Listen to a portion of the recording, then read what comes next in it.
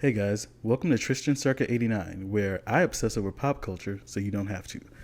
So I've seen the new Scream film twice at this point, so I think I finally have gotten my thoughts together and I want to talk about it. So let's just kind of jump right into it. So this one picks up about 25 years after the original Scream movie, Scream 1996.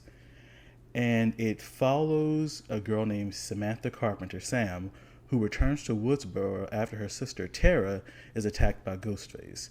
And in a series first, Tara is actually left alive. That has never happened before. Usually, our opening victims are always dead. So Tara gets brutally attacked, and please be ready for that. It's brutal.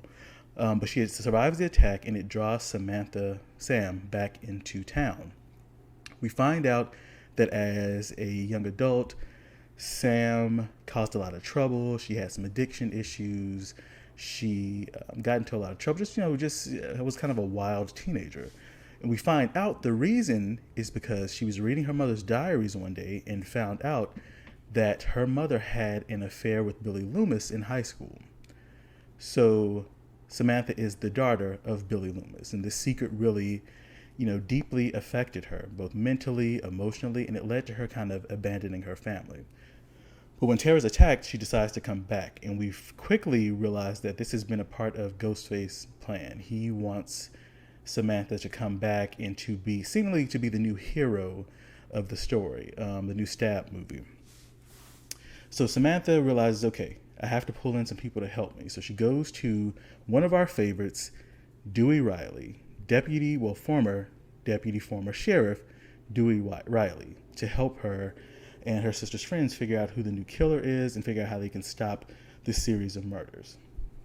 So Dewey comes in. What I really love is that he immediately reaches out to Sydney and Gail because they're both outside of Woodsboro. He tells them, hey, the killings have started again. Be careful where you are, but do not come back. He's looking out for his friends, looking out for his girls. And unfortunately, in the 10 or so years since Scream 4, he and Gail are no longer together, but you definitely get the sense that he still loves her, still cares about her, tells her do not come back. Stay in New York, host your morning show, don't come back to Woodsboro. But we know Gail. So Dewey is trying to help the Carpenter sisters figure out who the killer is, and it ultimately, unfortunately, leads to his own death. And at the climax of the film, we find out that Samantha Carpenter's boyfriend, Richie, who returned to Woodsboro with her, as well as her sister Tara's friend Amber, are the killers. They are Stab fanatics who aren't pleased with the way the franchise has gone. They didn't like the last Stab film, which we were told is Stab 8, so they decided to do a live-action requel, a reboot sequel that directly follows up from the events of the first Stab. And they're doing that by framing Samantha Carpenter as the new killer because she is the daughter of Billy Loomis. So that's kind of a quick summary of the things that go on in the film. Of course, the death of Dewey brings both Gail and Sydney back to town. They kind of swear vengeance on Ghostface, especially Sydney. One thing we know about Sydney Prescott, she does not mess around. I just have to say, I love Sydney in this movie. I know a big complaint has been that she's not in it enough, but what we do get of Sydney, this is to steal a term from Pokemon, this is her final evolution, her final form. This Sydney is confident. She doesn't mess around. She doesn't entertain Ghostface. It was really great because in one scene, Ghostface calls her and, is threatening her, saying all these things. And Sydney's like, you know what? I ain't got time. And hangs up on him. And the Ghostface is like, wait. This Sydney does not mess around. She's like, you know what? I got a husband and kids to get back to. Let me come to town, avenge my friend, and then go on and live my life. And it's, I say that casually, but it's a really poignant moment to have her and Gail come back, avenge Dewey, but also pass the torch to a new generation of survivors. So let's talk about the new characters. I like Melissa Barrera as Sam Carpenter. Usually the final girl, especially as it pertains to Scream, the final girl has always been Sydney Prescott. She's good, pure, has kind of a haunted background. But one thing about Sydney, she was always a genuinely good person. She cares about people. She loves people. She doesn't mean to harm anybody. And one thing that kind of carried throughout the first 4 films is that every time someone died because of her, it deeply affected her. That stuff haunted her. So what's really interesting is kind of Samantha Carpenter she's like that as well, but we get the sense that again during her teenage years she was such a rebel, hurt a lot of people, didn't care who got, didn't care who she hurt, didn't care who got in her way, because she found out she was the daughter of Billy Loomis, and it just really messed her up. So she's a final girl who is seeking redemption, and I think that's just really interesting. I think to carry this franchise forward, we need a final girl that is a little different. So I love that, and I love that kind of at the core of the story, it's about two sisters. We have Tara Carpenter, played by the amazing, and I do mean amazing, Jenna Ortega. Jenna Ortega, like in this role, like you just want to wrap your arms around her and protect her. Jenna is such an amazing actress. I firmly believe that 5 to 10 years from now, she will be an Oscar-winning actress, and people will probably look back and laugh at the fact she did Scream films. Like, I love Scream, and I don't think, genre films should be laughed at or seen as less than, but I do think that the caliber of actress that she is, we're going to look back 10 years from now and be like, wow, can you really believe she did Scream movies? Like, she's just super talented. Like, I just really look forward to everything she's going to accomplish. But again, her as Tara Carpenter, she just makes you want to wrap your arms around her and protect her. So those two playing sisters is so believable. I love that relationship. I can't wait to see how that evolves in the future, especially going forward with sequels, and we get all these hints about their mother, and it'll be interesting to see what their dynamic is with their mother. Even their dynamic with Tara's father, who left the family after he found out that his wife cheated in high school and that Sam was not his daughter. So it'll be interesting to see how they interact with the parents in the future. I do think it makes sense to have their bond tested in future films, especially because Tara fits the archetypal final girl, pure, innocent, a fighter, where Sam has more of a darker past. And I predict that in the future films, we will almost see we'll see stab fanatics kind of trying to build tension between the sisters in the same way that we see fans try to build tension between different celebrities who say the celebrities are beefing, don't like each other. I could almost see something like that being built up for these sisters in the future, where the stab fandom are like, hashtag not my final girl. I don't want Sam Carpenter. We want Tara. I think that would be a really interesting direction to go. With their mom being a stab fanatic, they mentioned that she could even kind of help drive that wedge between those two sisters, because they do reconnect in this film. But again, going forward, they've been estranged for so many years. This new bond can be tested, and it should be tested. So those are my thoughts on those two, the Carpenter sisters. I really do think this next trilogy is the Carpenter sisters trilogy. It should be.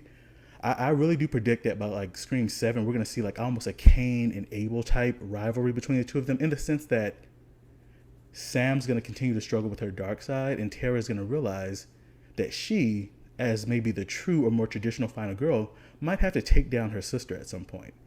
Again, like a Cain and Abel type rivalry. That is kind of Cain and Abel type wedge being put between the sisters. I think that would be so interesting. So those are my predictions for Scream 6 and 7 as far as the Carpenter sisters. Cain and Abel type rivalry that is kind of egged on by the fandom. So I want to talk about one of my favorite characters, Jasmine Brown as Mindy Meeks. So this is the niece of Randy, one of our much beloved characters from Scream 1 and 2. She also has a twin brother named Chad, played by Mason Gooding. He does really well in this role. But Mindy is the standout. She is our new Randy.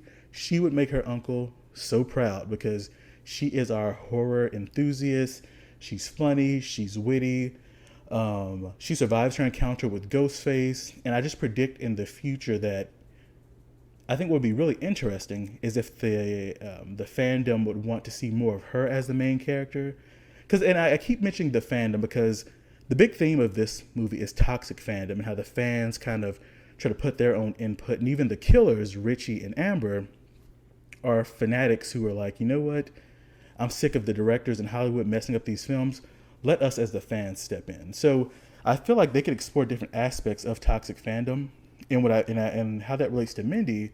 Maybe we see her we see the fandom trying to push her forward to be the new final girl, instead of just a supporting character.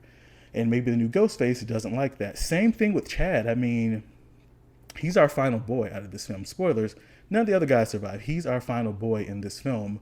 So what if we have a scenario where somebody tries to do a Chad-focused spin-off of Stab. How would the fandom react to having a final boy?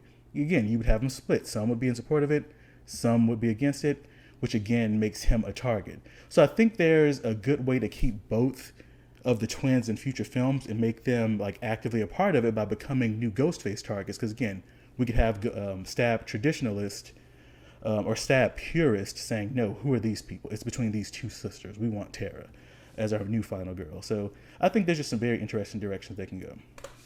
So I won't really talk about the rest of the new cast. I mean, Dylan was great as Wes. I love that his character was named after Wes Craven. I love that he was Judy's son.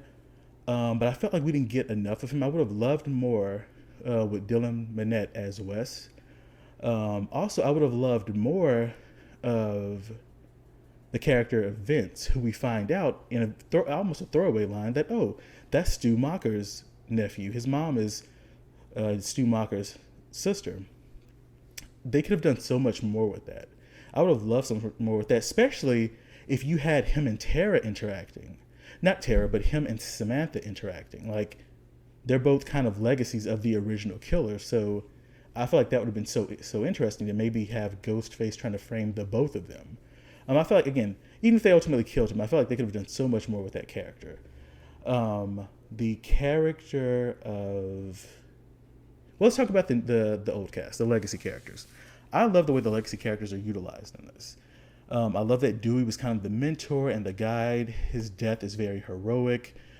He's trying to protect these kids. He's trying to teach them how to survive Ghostface. And he's like, okay, somebody has to prepare the new generation. I'm still here in Woodsboro. It has to be me. So I love that. I love David Arquette's performance. I love how Dewey went out. Yes, it was tragic. Yes, it was bloody. But Dewey went out being who he genuinely is, just a caring and protective person. I love seeing Gail come back. Courtney Cox very naturally kind of falls back into the role, which of course she would. She is deeply impacted by the death of Dewey. I do think between her and Neve Campbell, we could see Courtney Cox come back as Gail in Scream 6 and 7. And I would love to see how she's grieving Dewey. I would kind of like to see that through.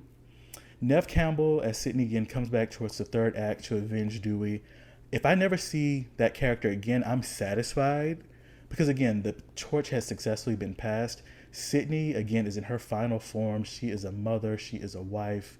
She's living her own life in Chicago. I don't want them to bother her again. And the main reason being, because we all know a decade from now or so, we're going to have some Scream sequels where Sidney Prescott is murdered and her daughters are now teenagers and now targets of Ghostface. Like, they're inevitably going to do that another decade from now. So it's like, let Sidney live happily ever after for a while, because some director a decade or more from now is going to kill her off and have her daughters become the new protagonist.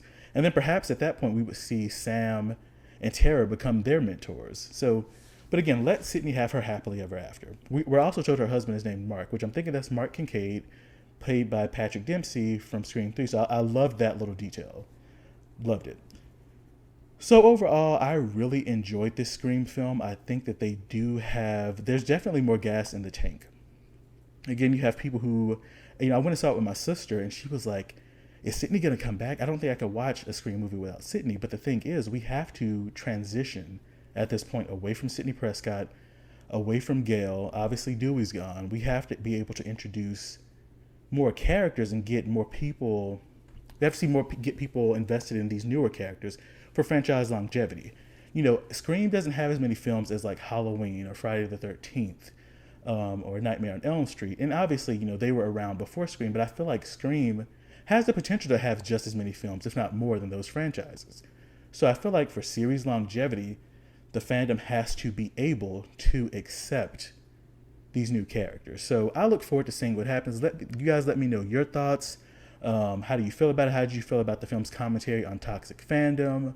What are your own predictions for Scream 6? Let me know. Again, I'm Tristian Circa 89, and I obsess over pop culture, so you don't have to. See you guys later.